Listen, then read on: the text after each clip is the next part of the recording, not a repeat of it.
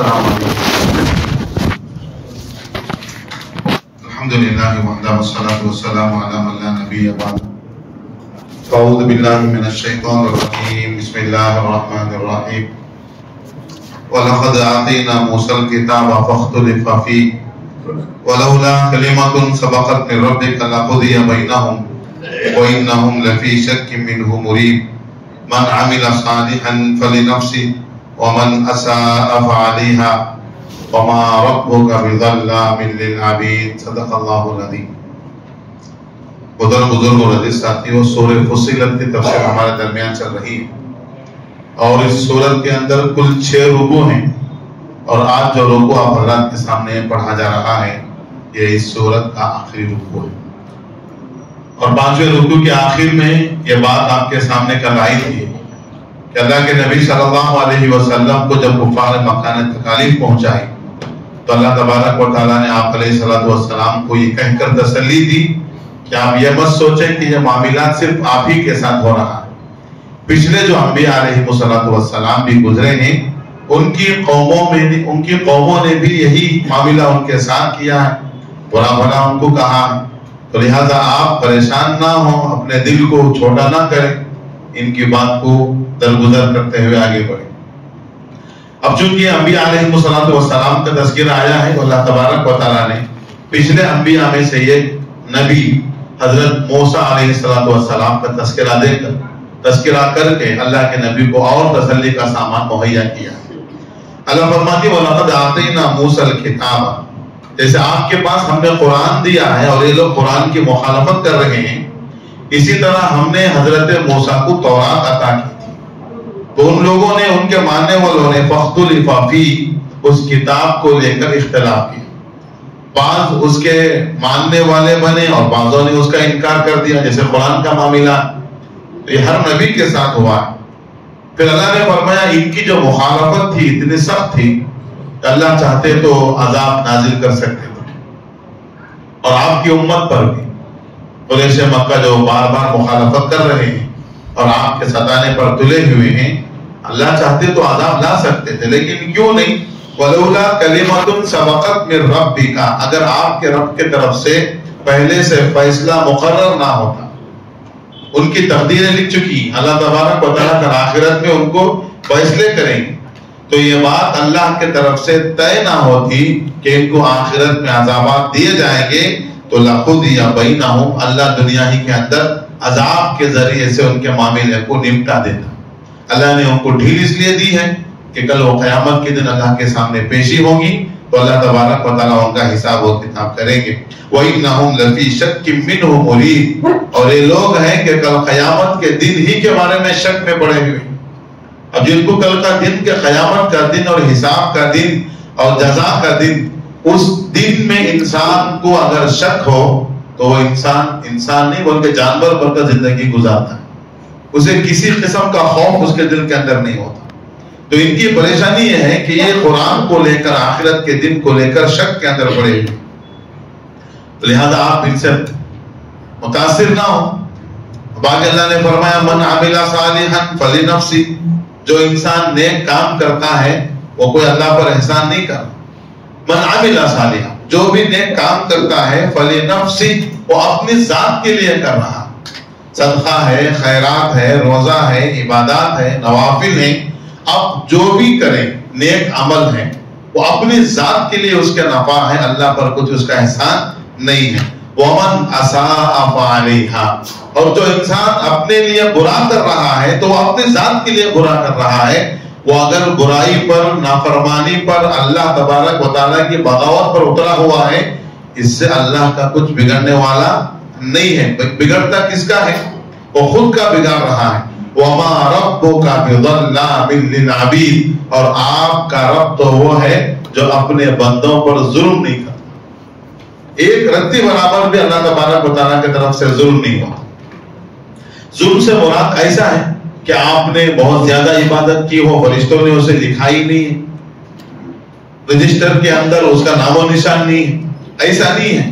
اللہ کی ذات تو وہ ہے، آپ تھوڑا کریں گے اللہ بہت زیادہ دیں گے. نیک ایک کام کریں گے اللہ 10 گنا سے لے کر 700 گنا بڑھا کر دینے والی ذات ہے، تو وہ ذات اپنے بندوں پر وہ ظلم کیسے کر سکتی ہے؟ وَمَا رَبُّكَ بِظَلَّامٍ لِّلْعَبِيدِ، اور آپ کا رب اپنے بندوں پر ظلم نہیں کرتا۔ الیہ یرد علم الساعہ، قیامت کا علم اللہ ہی کے طرف حوالے کرنا، اس لیے کہ اگر ہم نے کوئی پوچھے قیامت کب آئے گی تو اس کا علم کس کے پاس ہے؟ اللہ کے پاس۔ قیامت کا علم اللہ کے علاوہ کسی کے پاس نہیں، نہ نبی پاک صلی اللہ علیہ وسلم کے پاس ہے، نہ دیگر انبیاء کے پاس۔ وہ حدیث میں نے بارہا سنائی ہے، حضرت جبرائیل علیہ السلام کی حدیث کی کتابوں کے اندر اس کو حدیث جبرائیل نام دیا گیا۔ وہ انسانی شکل میں اللہ کے نبی کے پاس مجلس میں آ کر سوالات کرتے ہیں کہ ماں، فرمایا سب سے پہلا سوال یہ تھا کہ اسلام کیا ہے، اور فرمایا کہ ایمان کیا ہے، مل اسلام مل ایمان، اور فرمایا مل احسان، احسان کیا ہے۔ اللہ کے نبی نے ان سوالات کے جوابات دیے۔ پھر چوتھا سوال یہ تھا متی الساعہ، یا رسول اللہ آپ بتائیے کہ قیامت کب آئے گی، اس کا علم کس کے پاس ہے؟ اگر آپ کے پاس ہے تو بتائیے۔ تو اللہ کے نبی نے ان کو اس سوال پر فرمایا مل مسئول عنہا بأعلم من السائل، یہ جو سائل سوال کر رہا ہے جبرائیل، جتنا علم قیامت کو لے کر جبرائیل کو ہے، مسئول جو مجھے پوچھا جا رہا ہے اللہ کے نبی کو، اس کے پاس بھی اتنا ہی علم ہے۔ نہ تمہارے پاس قیامت کا علم، نہ میرے پاس قیامت کا علم۔ تو قیامت کا علم کس کے پاس ہے؟ اللہ تبارک و تعالیٰ کے پاس۔ یسألونک عن الساعة ایان مرساها، اے نبی یہ لوگ آپ سے سوال کرتے ہیں کہ قیامت کب واقع ہوگی، قل آپ اتنا کہہ دیجئے انما علمها عند ربی، اس کا علم کس کے پاس ہے؟ میرے رب کے پاس ہے۔ لا یجلیها لوقتها الا هو، وہ کسی کو ظاہر نہیں کرے گا مگر اللہ۔ وہ قیامت کی گھڑی اللہ نے کسی کو نہیں بنائی۔ امام مالک رحمت اللہ علیہ مدینے کے اندر قیام تھا، اپنے آخری زمانے کے اندر خواہش یہ تھی کہ میری موت آئے تو مدینے کے اندر، لیکن کہیں سفر میں جانا تھا، بار بار یہ تھا اگر میں باہر چل کر مر گیا تو کیا ہوگا۔ ایک مرتبہ اللہ کے نبی کے خواب میں زیارت ہوئی، اللہ کے نبی سے پوچھ لیا کہ میری قیامت کب، میری موت کب آئے گی، موت کب آئے گی۔ اللہ کے نبی نے ہاتھ سے اشارہ کیا، خواب سے بیدار ہوئے، پریشان ہوئے کہ 5 سے مراد کیا ہے۔ تو یہ خواب کی تعبیر معلوم کرنے کے لیے ابن سینا جو بہت بڑے خواب کے تعبیر علم رکھنے والے تھے، ان کے پاس سوال اپنے غلام کو یا کسی خادم کو دیکھ کر بھیجا اور کہا کہ یہ مت کہنا کہ دیکھنے والا امام مالک ہے۔ تو اس نے جا کر ایسے ہی سوال کیا، اس طرح کا خواب ہے، اس کی کیا تشریح ہے؟ انہوں نے کہا کہ یہ کس کا خواب ہے؟ انہوں نے کہا کہ خواب دیکھنے والے نے نام بولنے سے منع کیا ہے۔ تو ابن سیرین نے کہا کہ اس وقت روئے زمین پر امام مالک کے علاوہ کوئی یہ خواب دیکھ نہیں سکتا۔ انہوں نے کہا کہ امام مالک ہی کا کیا ہے یہ خواب۔ تو فرمایا کہ 5 اللہ کے نبی نے نہ 5 دن بتائے، نہ 5 مہینے، نہ 5 سال۔ اللہ کے نبی نے اس آیت کی طرف اشارہ فرمایا ہے جو سورہ لقمان کے آخر میں ہے کہ 5 چیزوں کا علم کس کے پاس ہے؟ اللہ کے پاس۔ ایک قیامت کب آئے گی، اور دوسرا بارش کب برسے گی، اور تیسرا ماں کے پیٹ کے اندر کیا ہے، جنتی ہے یا جہنمی ہے، نیک وقت ہے یا بدبخت ہے، اور چوتھے نمبر پر کل ہمیں ساتھ کیا ہونے والا ہے، اس کا علم اللہ ہی کے پاس ہے۔ اور انسان کی موت کس سرزمین پر آنے والی ہے، اس کا علم کس کے پاس ہے؟ تو یہ تھا۔ تو اللہ نے فرمایا قیامت کا علم اللہ ہی کی طرف لوٹانا ہے، اور اللہ کتنے بڑے علم والے ہیں۔ وَمَا تَخْرُجُ مِنْ ثَمَرَاتٍ مِنْ أَكْمَامِهَا، اور جو کوئی پھل جب وہ اپنے غلاف سے نکلتا ہے، اب دیکھو گے جب پھل آنا شروع ہوتے ہیں، ہمارے یہاں جو لوگ سپاری کے درخت کو دیکھے ہیں انہوں نے دیکھا ہے سپاری جب آتی ہے تو سب سے پہلے اس کے اندر ایک غلاف آتا ہے، اس کے اندر جو ہے وہ سپاری جو ہے اگتی ہے، پھر آہستہ آہستہ بڑی ہوتی ہے تو وہ غلاف کیا ہوتا ہے، پھٹ جاتا ہے۔ تو اللہ تعالیٰ کہہ رہے ہیں وَمَا تَخْرُجُ مِنْ ثَمَرَاتٍ مِنْ أَكْمَامِهَا، وہ جو اس کے غلاف کے اندر سے، اور ایک لفظ اس کو خول کہتے ہیں، وہ جو خول کے اندر سے جو پھل نکل رہے ہیں، اس کا ایک کس کے پاس ہے؟ اللہ کے پاس۔ ایک جو سپاری کا جو چھتا ہوتا ہے، غلاف ہوتا ہے، اس کے اندر بڑی بڑی دانے ہوتے ہیں جو مٹی دانے ہوتی، جب وہ آہستہ آہستہ پھٹ کر نکلتے ہیں. اب اس کی تعداد کسی کے پاس ہے کیا؟ ہمارے پاس تو نہیں، لیکن کس کے پاس؟ اب پوری دنیا کے اندر کتنے درخت ہیں اور ہر غلاف کے اندر کتنے دانے ہیں، اس کا علم کس کے پاس؟ اللہ کا علم تو بہت بڑا ہے. وَمَا تَحْمِلُ مِنْ أُنْثَىٰ، اور جتنی مادائیں ہیں وہ اپنے پیٹ کے اندر جو وہ حمل رکھی ہوئی نہیں، کس کا علم کس کے پاس؟ یہ صرف انسان نہیں، ہر قسم کے جانور، ہر قسم کے جانوروں کے اندر مادہ ہیں. اور یہ مادہ جو ہوتا ہے، جو عورتیں ہوتی ہیں مادہ ہوتا ہے، تو مادہ کے پیٹ کے اندر کیا ہے وہ کون جانتا ہے؟ اللہ تبارک و تعالی. وَمَا وَلَا تَضَعُ إِلَّا بِعِلْمٍ، ان مادہوں کے اندر جو ہے پیٹ کے اندر اور وہ جس کو جنم دے رہے ہیں، ان تمام کا علم کس کے پاس؟ اللہ کے پاس. تو وہ اللہ تبارک و تعالی ہے. وَيَوْمَ يُنَادِيهِمْ، لیکن ایسے علم والے اللہ تبارک و تعالی کے سامنے تم اس کے ساتھ شریک کرتے ہو، دوسرے خداؤں کو شریک کر رہے ہو. کل قیامت کے دن وَيَوْمَ يُنَادِيهِمْ أَيْنَ شُرَكَائِي، کل اللہ آواز لگائیں گے وہ میرے شرکا کہاں ہیں، جنہوں نے میرے ساتھ دوسروں کو شریک کر رکھا ہے، وہ میرے شرکا کہاں چلے گئے؟ قالو، کہ جتنے بھی مشرک ہیں جو اللہ کے ساتھ شریک ٹھہراتے تھے، ایک زبان کہیں گے آذناک ما منا من شہید، ہمیں یہ بات دلائل سے معلوم ہو چکی ہے اور ہمیں یہ بات بتا دی گئی ہے کہ آج کے دن کوئی اس کا دعوے دار نہیں. آج کوئی نہیں کہے گا کہ اللہ کا بھی شریک ہوگا، کیونکہ سب لوگ دیکھیں گے قیامت واضح ہوگی، حقیقت کی آنکھ کھل جائے گی. آج دنیا کے اندر ضد پر ضد اڑے ہوئے ہیں اور یہ کہتے ہیں اللہ کے ساتھ شریک ہے ہی، اللہ کے ساتھ شریک ہے.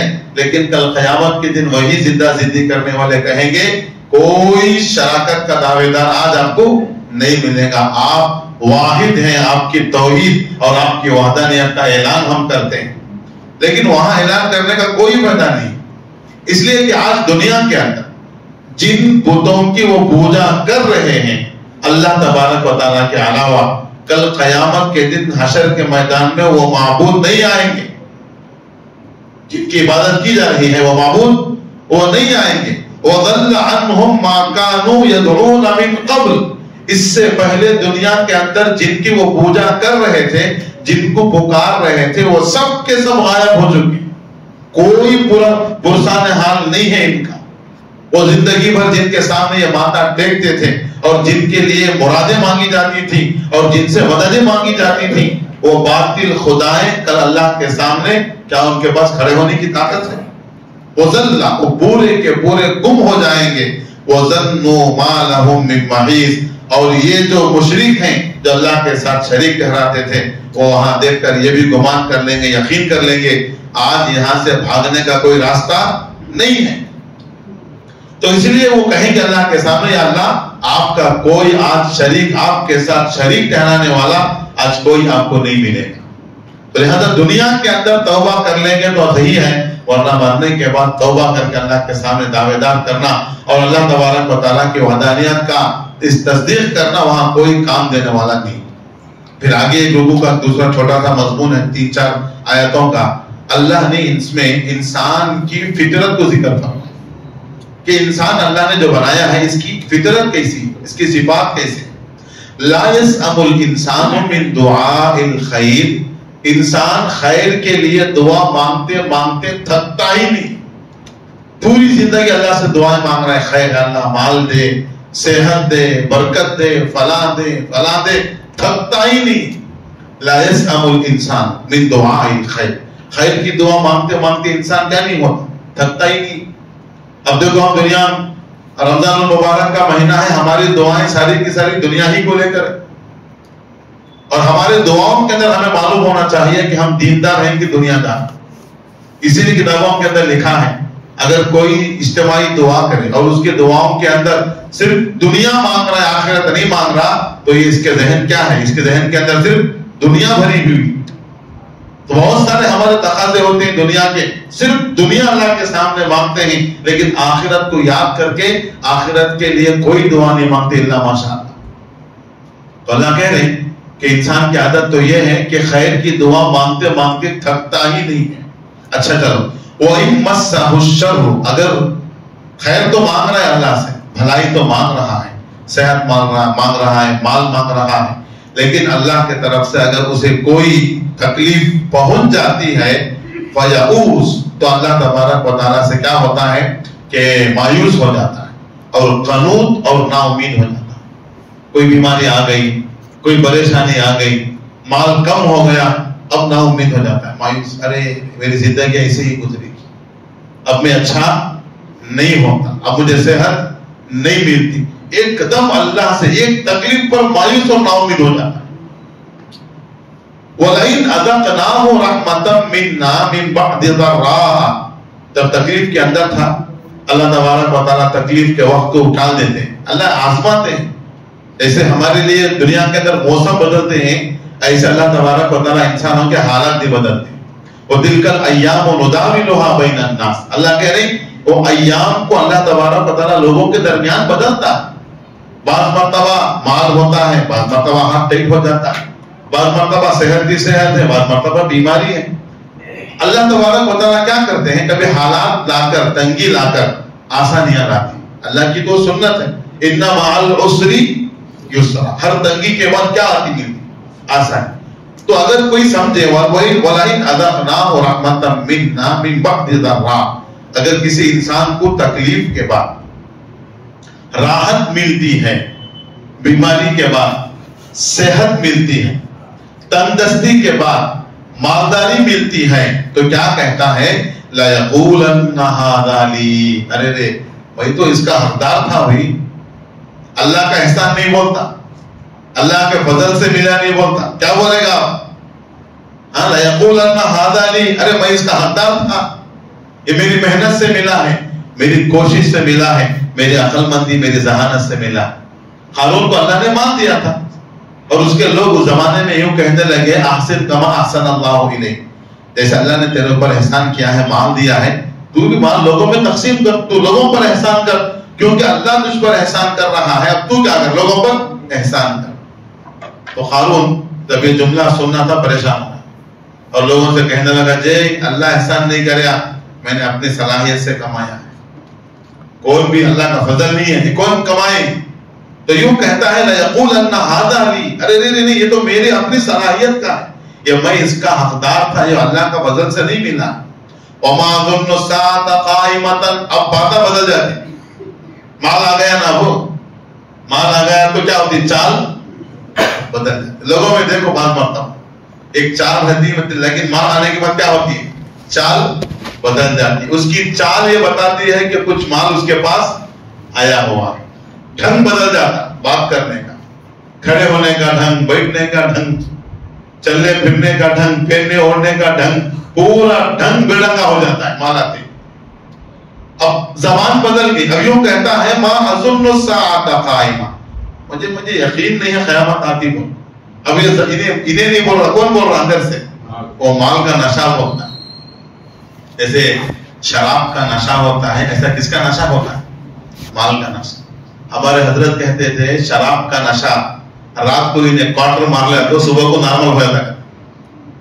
شراب کا نشہ کیسا ہے، ایک کوارٹر رات کو مار لیا تو صبح کو کیا ہو جاتا، رات بھر بکتا بولتا میں بادشاہ کا تھا، بیوی نے بولتا میں بادشاہ، میں فلاں، لیکن صبح کو معلوم ہوتا میں کیا بھی نہیں کرتا، وہ رات کو پیا تو صبح کو اتر جاتا ہے۔ لیکن مال کا نشہ ایسا ہے جب تک جوتے نہیں کھاتا نہیں اترتا، وہ نہیں اترتا، کیسے اترتا، وہ رات کو چڑھا تو صبح کو اترتا، یہ چڑھتے ہی نہیں اترتا، کب اتر رہا ہے، جب تک سر پر تو جوتے نہیں کھاتا وہ نہیں اٹھتا۔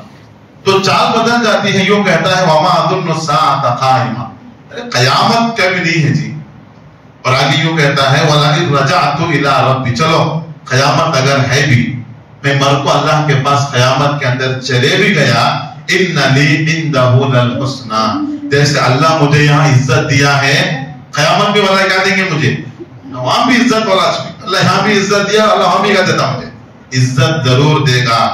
اللہ فرما رہے ہیں فَلَا نُنَبِّئَنَّ الَّذِينَ كَفَرُوا بِمَا عَمِلُوا، کل قیامت کے دن اللہ تبارک و تعالیٰ سارے اعمال کی کارگزاری دکھاتے، کیا کیا کرے، کیوں کرے، مال آیا، مال میں دیا تھا، اس مال کے نشے میں تم نے کیا کیا کیا، یہ سب کچھ اللہ ان کے سامنے وہاں پر پہلے دکھائیں گے۔ پھر کیا ہوگا، فَلَنُذِيقَنَّهُم مِّنْ عَذَابٍ غَلِيظٍ، پھر اللہ ان کو ایک دردناک عذاب، سخت عذاب کے اندر اللہ ان کو مزہ چلائے۔ تو یہ انسان کی فطرت ہے۔ اور آگے اور ایک فطرت اللہ نے ذکر فرمائی، وَإِذَا أَنْعَمْنَا عَلَى الْإِنسَانِ، ہم جب انسان کو نعمت دیتے ہیں، نعمت میں کوئی بھی نعمت، مال ہے، اولاد ہے، صحت ہے، تندرستی ہے، فرصت ہے، فراغت ہے، خوبصورتی ہے، یہ سب کچھ اللہ کی نعمت ہے۔ اللہ کہہ رہے ہیں وَإِذَا أَنْعَمْنَا عَلَى الْإِنسَانِ، ہم جب بھی انسان کو مال دیتے ہیں، اللہ مال دیا ہے لیکن اتنا ناشکرا ہے، أَعْرَضَ وَنَأَىٰ بِجَانِبِهِ، اللہ مال دیتے ہی اللہ کی طرف سے منہ پھیر لیتا ہے۔ مال آتے ہی کیا ہو گئے؟ اللہ کی طرف سے منہ۔ ایک مسجد کے سامنے ایک چھوٹا دکان تھا، بالکل چھوٹا دکان، اور مسجد کے سامنے یہ دکان تھا تو ماشاءاللہ وہ نمازی، 5 وقت نمازی، مسجد میں ہمیشہ آنے والا، بیٹھنے والا، پابند، پہلی صف کا آدمی، اور آنے والے امام صاحب سے، علماء سے ملنا جھلنا، بات چیت کرنا، چھوٹی دکان تھی۔ اب جب دنیا کی محبت آ گئی، لوگوں نے کہا بھائی فلاں جگہ لون مل رہا ہے، لون لے کو دکان بڑا کرو۔ کیا کرو؟ لون لے کو دکان بڑا کرو۔ دکان بڑا ہوا تو آمدنی کیا ہوتی؟ بڑھ جاتی ہے۔ تو ذہن کے اندر کسی نے بات ڈالا تو لون کو اپلائی کر کے لون مل گیا، دکان کیا ہوگی؟ اب بڑی ہوگی۔ اب دکان مسجد سے باہر کی جگہ بازار میں، اب چھوٹی دکان یہاں کھولے کیا کریں؟ بازار میں جا کو بڑی دکان کو۔ اب جیسے ہی دکان کھلی ہے، 5 وقت نماز باجماعت پڑھنے والا جمعہ کا دن بھی پڑھنا مشکل ہو گیا، جمعہ کا نماز بھی پڑھنا مشکل ہو گیا۔ دکان بڑھ گیا، کام والے بڑھ گئے، سب بڑھ گئے۔ پھر ایک مرتبہ امام صاحب سے ملاقات ہوئی، حضرت بولے بھائی پہلے تو میں چھوٹی دکان میں بڑے پابند تھے، بڑی دکان ہوگی تو نہیں آتی، کیا قصہ؟ تو بولے فرصت نہیں ہے، کیا نہیں ہے؟ فرصت نہیں ہے۔ مال دیتے ہی کیا ہو گیا؟ وَنَأَىٰ بِجَانِبِهِ، اللہ کی طرف سے اعراض کر لیا، اللہ کی طرف سے منہ موڑ لیا۔ وَإِذَا مَسَّهُ الشَّرُّ، اب پھر اللہ تبارک و تعالیٰ اسے تکلیف دیتے ہیں۔ اب کیا ہو جاتا ہے؟ دیکھو، مال ملتے ہی مسجد کا راستہ بھول گیا۔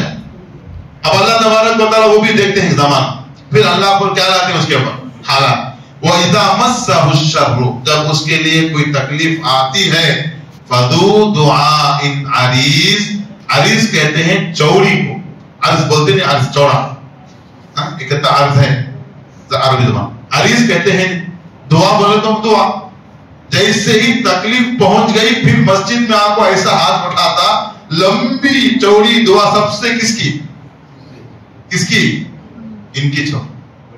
مال مل گیا تو چلے گئے تھے نا، اب تھوڑی تکلیف آتے ہی لمبی دعا والے کون بن گئے؟ اب سب نے دیکھ پوری مسجد بند کرنے کا موقع آ گیا، امام صاحب مولانا صاحب کی جبری کیلے لاکھ کرنے کی دعا سے اٹھنے تیار نہیں حضرت، کیا بھی پریشانی ایسی ہوگی۔